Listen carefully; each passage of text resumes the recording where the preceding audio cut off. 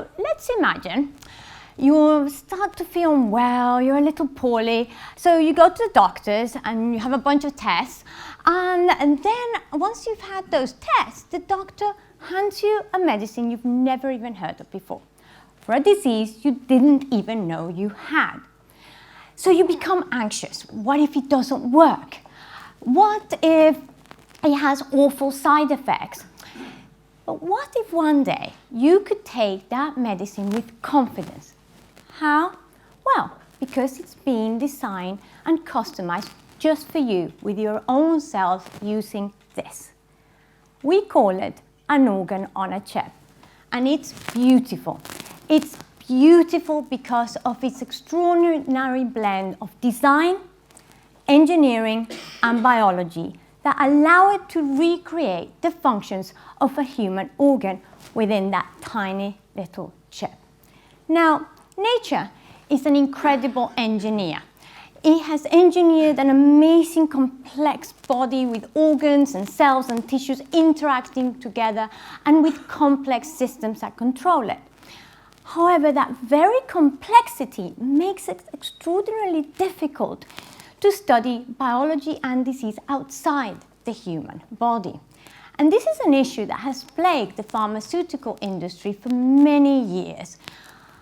How do we predict human response to drugs? And they've been using tools that for the most part fail more often than they succeed. Why? Well, cells in ordinary plastic dishes simply don't give you the entire answer. And they're missing that dynamic nature of the human body. Then there's animals. Well, unfortunately, the physiology of animals does not always predict how human will respond to a drug. What about testing in humans? What about the ethics? What about the risks? So organs on chips offer a unique new opportunity to study and predict the way humans may respond to drugs and try and improve the drug discovery and development process to get better medicines into the hands of patients. And inside this tiny chip, there are thousands of living cells in a habitat that resembles the microenvironment within the human organs. They're in a three-dimensional structure within the chip. It's a home away from home for the cells. Now, let me be clear from the start. We are not trying to recreate entire organs within this tiny chip. We don't need to. We simply need to recreate the most fundamental aspects and viable units of an organ within the chip in order to better understand human biology and study disease.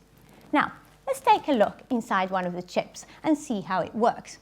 We use techniques from the computer chip manufacturing industry to manufacture and fabricate at a scale that is relevant to the cells. And then we have three fluidic channels. That middle channel has a porous, flexible membrane upon which we can put cells, in this case from the lung, as it's a lung chip, and cells from the capillaries, the blood vessels. See how they interact, forming a tissue interface.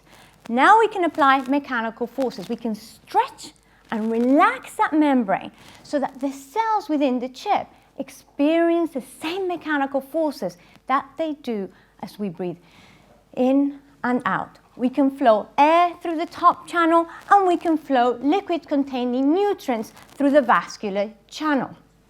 So why is this flow important? Well, the flow is just like the blood in our bodies. It brings in nutrients, takes away waste products, brings in oxygen, signaling molecules, and it can bring in immune cells. What about the mechanical forces? Why do we care about those? Well, the mechanical forces are essential in biology. They drive the cell's shape, the architecture, gene expression. The cells need them in order to function properly. Did I tell you how beautiful I think they are? Well, we're not the only ones who think so. They're part of the permanent collection at the MoMA, the Museum of Modern Art in New York City. And they were recently awarded Design of the Year award right here in London at the Design Museum. And yep, that is me jumping with a lot of excitement because we, as a cell biologist, we won a design award. How cool is that? So Now let's take a little journey through some of our organs and chips and show you exactly what they can do. Let's start with the lung on a chip. When we take a look inside the chip, we see these amazing looking cells with these hair-like structures. These are the cilia. They clear the mucus from our lungs. And now you can see live imaging of the cilia moving inside the chip. You may ask the question, well, just how human are these chips? Well, hopefully this data will show you that in our small airway, the lung on a chip, they really do resemble the human situation. Now, we also wanted to see, could we study complex aspects of, say, organ-level functions like inflammation and our body's immune response? So, we added bacteria into the top channel of the chip to induce inflammation.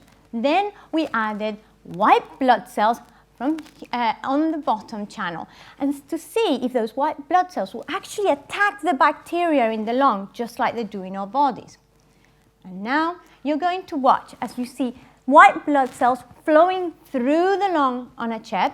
They sense the bacterial invaders, they stick, and here you can see a single white blood cell. It comes in, it sticks, wiggles its way through the cell layers into the lung side of the chip, where now we can see it labeled in red, engulfing the bacteria in green. Right there in that tiny chip, you have just witnessed one of the body's most innate responses to inflammation and key to the immune system. Now, we can also not just study how the biology works, but we can look at the efficacy, whether drugs actually work, and in collaboration with partners at Merck, we're studying diseases such as asthma inside of these chips. But we can also study the safety of drugs and look at their ability, for example, when drugs have side effects like deadly blood clots that cause thrombosis. This is actually a clot inside a chip with all of the cell types and even that mesh that holds together forming in the chip. Now, if we're going to flow blood through the chip, we actually had to engineer an entire channel within the chip with the blood vessel cells. And then we were able to flow blood through the channel. And then you'll see in the second panel, after we treat with the drug, you actually see right there the clots forming. Now, if we can begin to understand the mechanism by which this happens, we can begin to design safer drugs. Now, we've talked also about safety of drugs, and the liver is key there because most drugs that fail in clinical trials often fail because of liver toxicity and liver effects.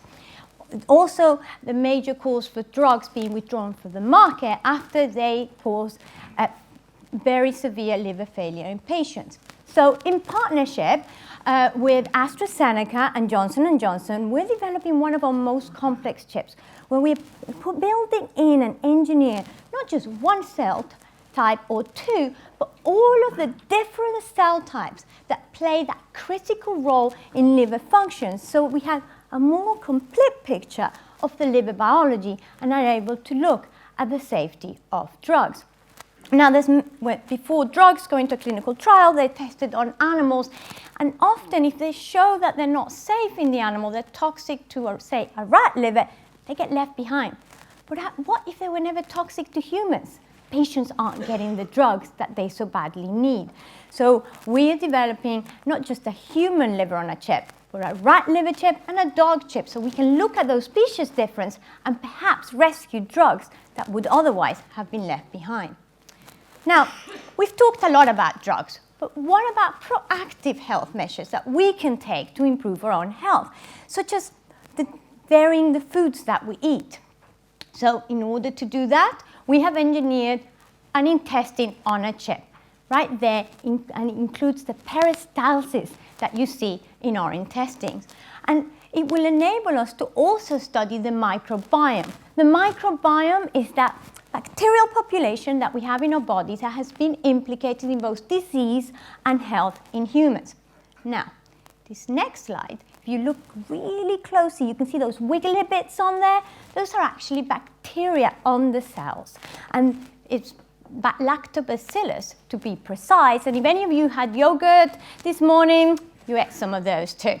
So they are well known to be probiotic organisms that improve the health of intestinal cells in our digestive system. And we were able to show in our published data that we could improve the health of the cells within the chip by the same mechanisms that have been shown that probiotics improve health of intestine in the clinic. Now, this is also of a lot of interest to us because our CEO, James Kuhn, who's sitting right there, I'm going to really embarrass him now. Say hi, James.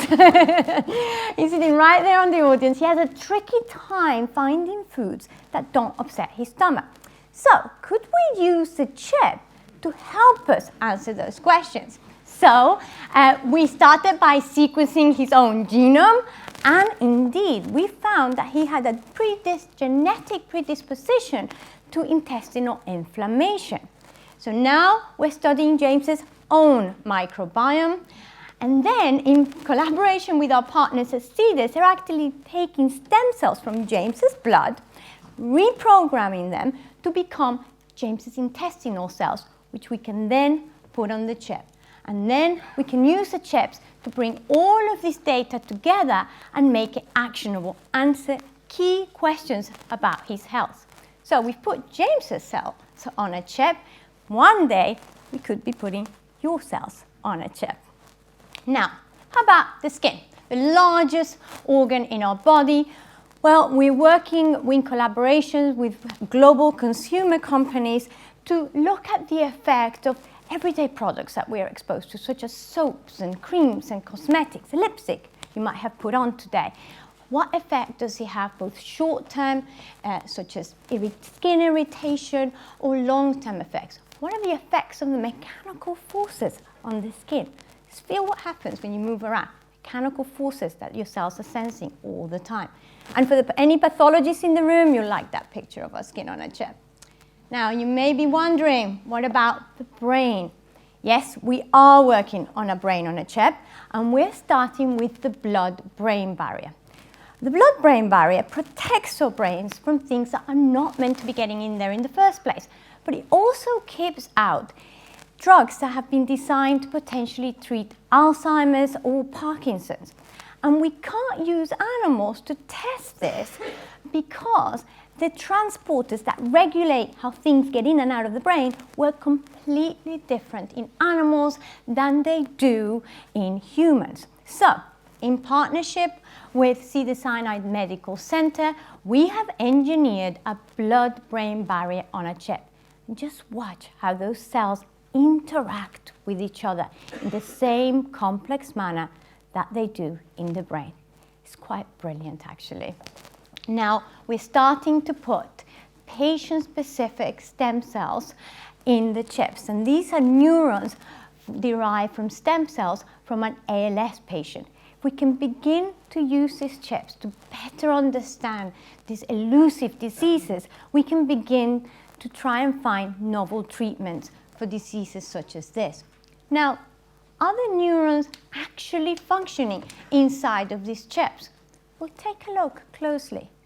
Watch them firing signals right inside of that chip.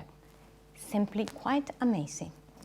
And then there is that big killer, cancer. Our engineers are working in ways to induce cancer on a chip so that we can better understand the disease. And we are proud to be a partner in the Shawn Parker Institute for Cancer Immunotherapy, a newly launched institute whose goal it is to harness the immune system to fight cancer. You might ask, who's that Shawn Parker?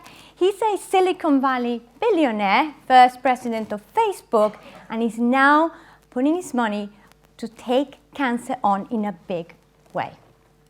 Now, the organs on chips are a platform that offer the possibility to change the way we develop products in a whole array of different industries, and to help us answer critical questions such as, is a product effective? actually even work? Is it safe? And the economic question, is it actually worth developing? And we can't do this alone. In order to reach this technology platform's full potential, we need to get this technology into your hands, the hands of the researchers and the end users. And let me share with you the team that thinks about this all the time. And this is a team that came out of the Wyss Institute for Biologically Inspired Engineering back in January 2015. And no, we don't drink champagne every day. This is us celebrating the opening of our new labs. And our multidisciplinary team is putting the final touches to untethering the organs and chips from all of that tubing and the complexity that used to be required in order to make them work, and have engineered a system that we call a human emulation system that simplifies the use of this technology. It consists of simply chips, instruments, apps, and data, and we can just have this as our easy-to-use plug-and-play systems that researchers can use to generate data in their own labs. We are excited about the possibility of getting these technologies into the labs and the end users so that we can begin to look at the potential of the technology and its impact on human health. It could help us better understand diseases and governments respond to global pandemics or bioterrorism. It could help us develop better medicines that patients so badly need, help us understand the effects of foods on our health and the effects of chemicals to which we are exposed each and every day. And it could help realize the promise of precision medicine. Organs and chips could really have an impact on our health. And just imagine the possibilities that that tiny, beautiful chip could catalyze. Thank you.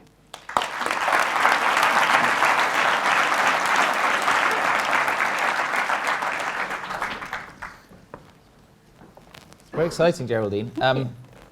We have these things called regulators that are often slower. Where have the regulators got in terms of allowing, let's say, pharmaceutical companies to test drugs on the chips? That's an excellent question. We are actually in collaborations with the FDA in the United States, and they're very encouraging and want people to use this technology. Not right now for regulatory studies, but the technology can have a huge impact all the way along the discovery and development process so that pharmaceutical companies can select drugs that have a much bigger chance of success when they get into the clinic. Only 8% of drugs tested in animals actually make it through a clinical trial. That's a terrible statistic. So if they can help to make better choices, then that already improves the drug discovery and development process. Pre-screening.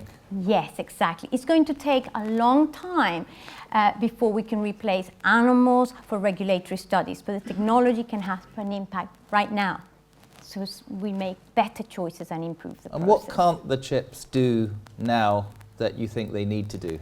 What can they do now that they need to do? One of the things that we're getting them to do as part of a DARPA grant that we're involved in is to connect up to 10 chips together to emulate entire human response. Now, DARPA usually asks you to do impossible things. DARPA is the Department of Defense in the United States research agency. They were behind the internet, satellites, and they ask you to do impossible things because it helps to drive the technology. So we're right now trying to link 10 different organ systems.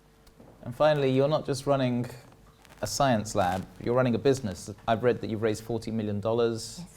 How does it work as a business? Who are your customers? So that wheel that I showed you there, all those industries, researchers within, say, the pharmaceutical industry, the cosmetics, the food industry, that need a platform to be more predictive of how humans will respond. So those are our customers, and we're hoping so they can get the product, which is the chips, the instruments, the software, into their labs so they can really impact their own product development and improve it. Geraldine, thank you. We're looking forward to putting you and Shawn Parker on our cover as the couple that solved cancer. Thank you very much. Pleasure. Sharing the story.